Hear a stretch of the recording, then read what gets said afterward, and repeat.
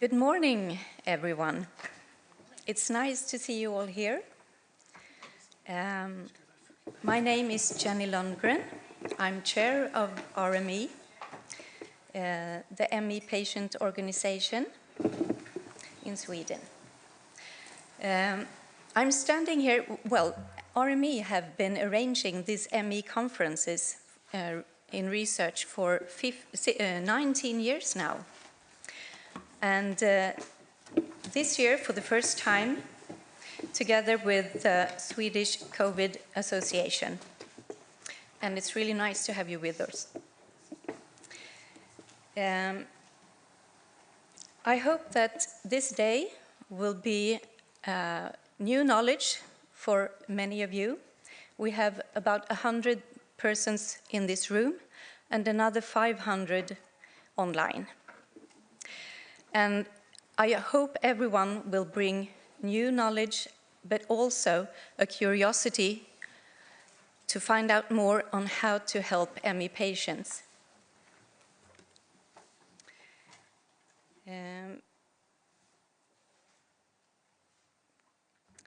I år anordnas den här konferensen som sagt för 19:e året i rad. Och tillsammans med Svenska Covidföreningen för första gången.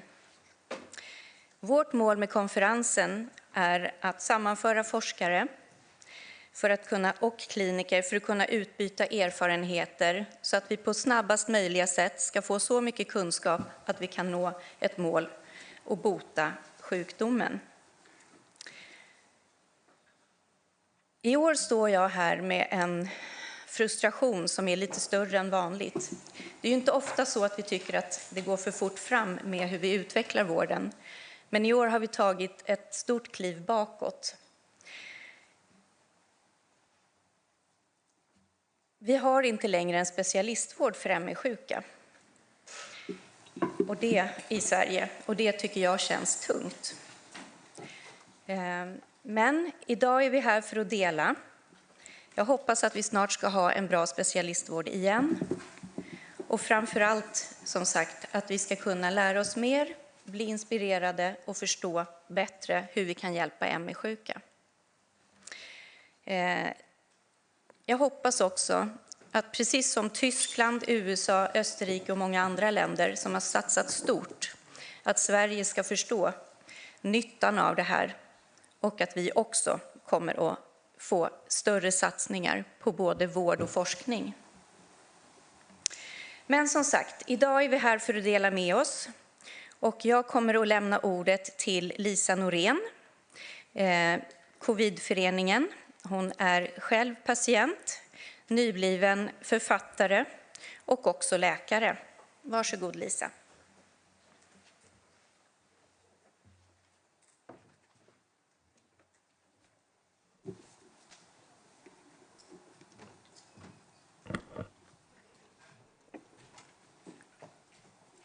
Dear participants, both you who are listening in at home and in this room today, dear speakers.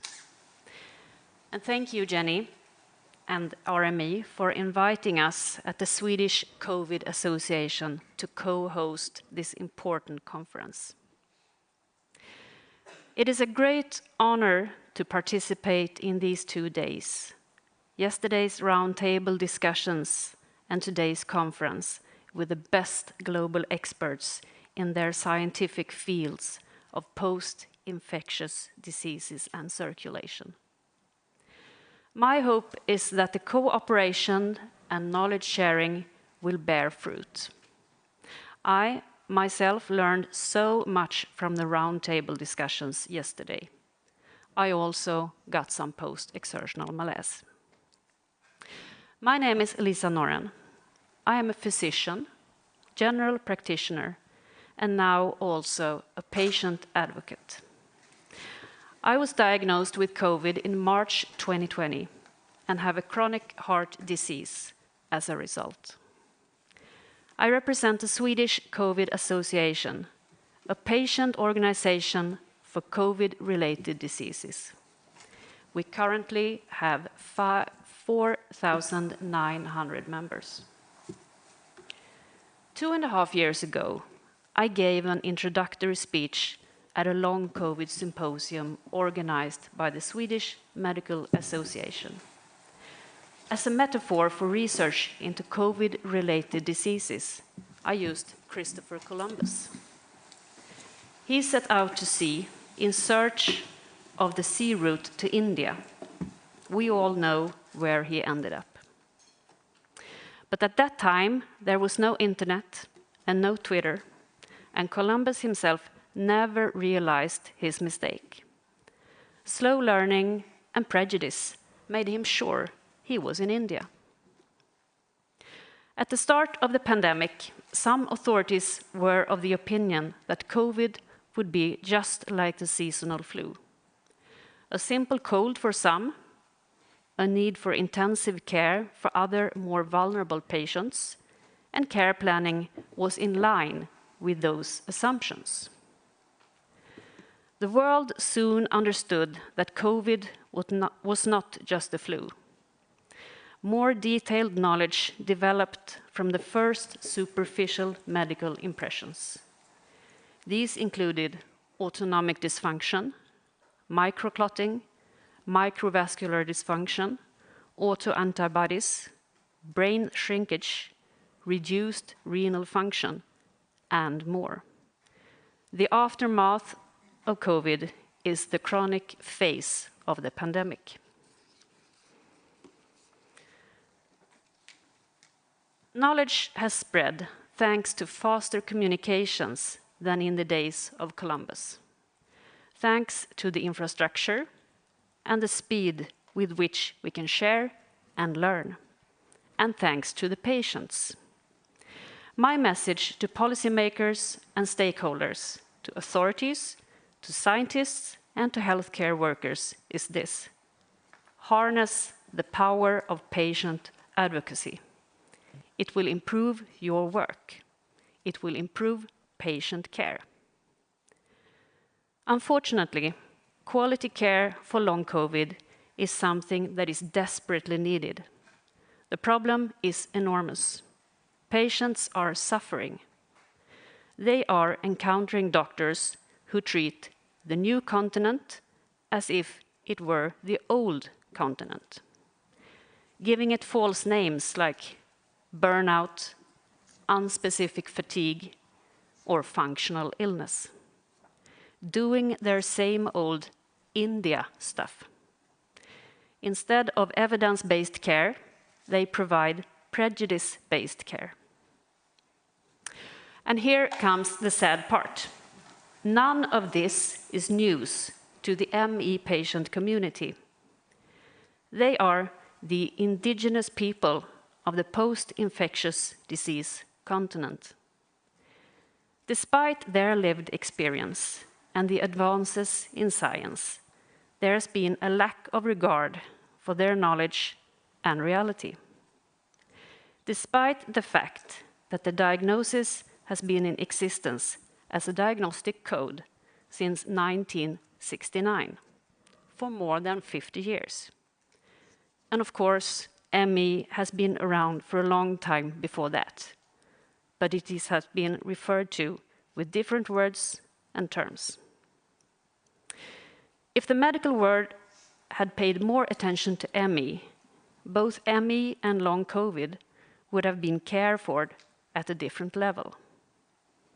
The false narratives and the ideological neglect have let the patients down. The false narratives failed them. They fail them now. This needs to stop. It is important to find ways to diagnose, assess, and to treat, at least with methods that alleviate the symptoms, both ME and long COVID. There are scientists and clinicians out there who know a great deal about this new continent and have done great exploring and learning. But because healthcare is delivered in silos and conferences are held in silos, much of the knowledge remain in silos. Silos reduce the quality of care and do harm to patients. We need to have multidisciplinary teams and multidisciplinary conferences. The diagnostic specialties and the rehabilitation specialties need to go hand in hand without prestige. Understanding is the key to this. Spreading awareness and a sense of urgency is the way to shed light. That's why meetings like the one today are so important. And guess what? We all need to do our bit. The government, the authorities, the experts, and the other stakeholders. There is a lot of hard work that needs to be done by us patients as well. We are all in this together. We should not let anyone belittle or gaslight ME and long COVID. Everyone understands that improved care and more post-infectious disease research is what the world needs, not less. And since COVID is, among other things, a vascular disease, it needs to be studied in a multidisciplinary way. The blood vessels are everywhere.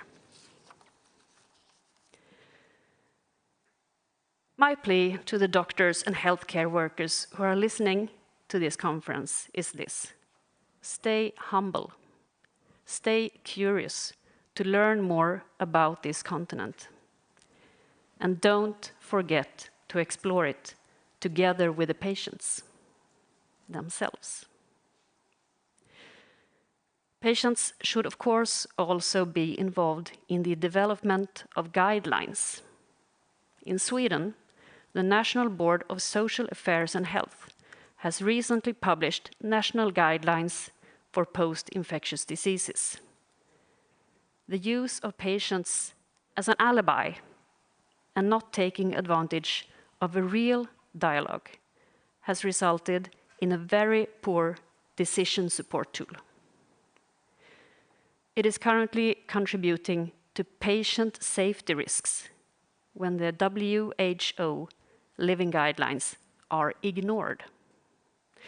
The Swedish guidelines fail to mention that exertional desaturation, cardiac impairment, post-exertional malaise, and orthostatic intolerance should be excluded and managed before considering graded exercise in adults with long COVID and ME. That is not good enough. That is not as good as it needs to be. Bringing together the brightest minds, sharing experiences, and learning from each other is the only way to achieve relevant and equitable high-quality care, leading to improved lives and the possible return to society of a large group of people. It is the only way forward. Thank you all for being here today. Now I want to present the next speaker. Please welcome Maria Fälth, member of the Regional Assembly in Region Stockholm.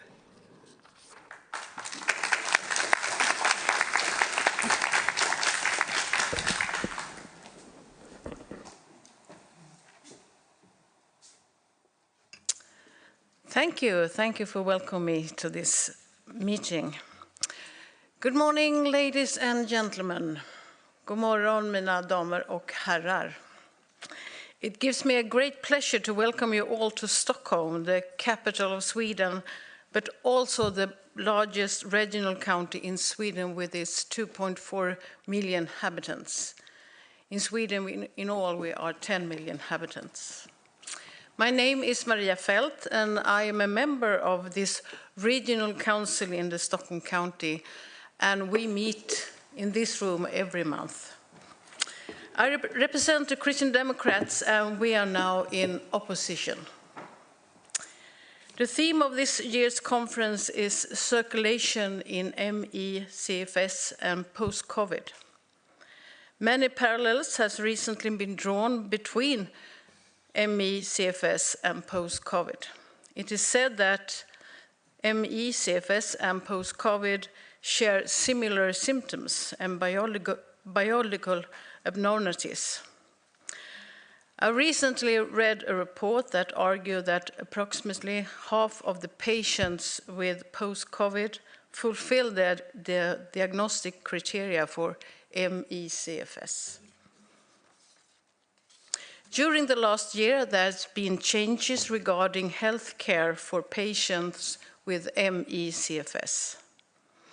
The majority in the county of Stockholm has decided to make changes in the healthcare organization. The same majority has, for example, ended the agreement with the clinic that has over the years treated many patients suffering from ME/CFS. According to the new guidelines in Stockholm County, milder cases of this disease are to be treated in primary care.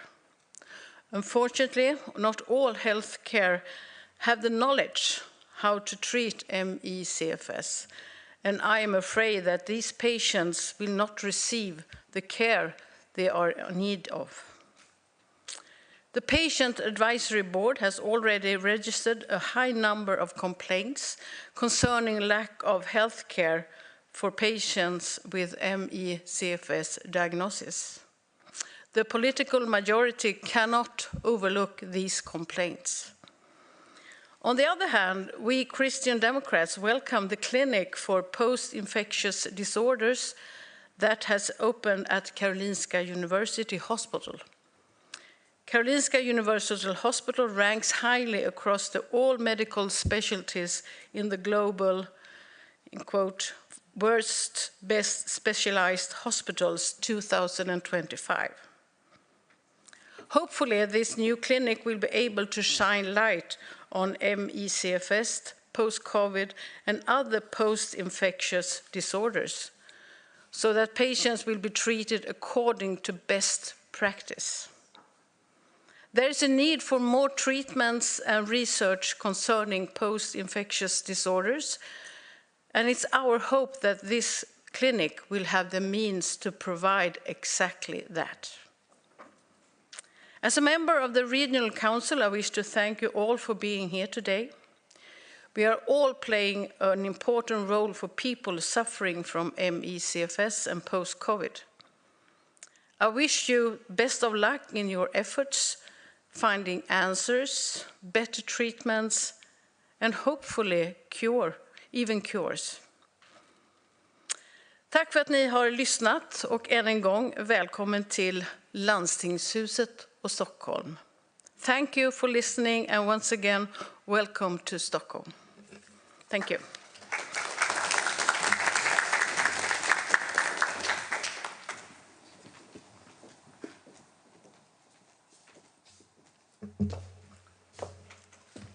Thank you, Maria.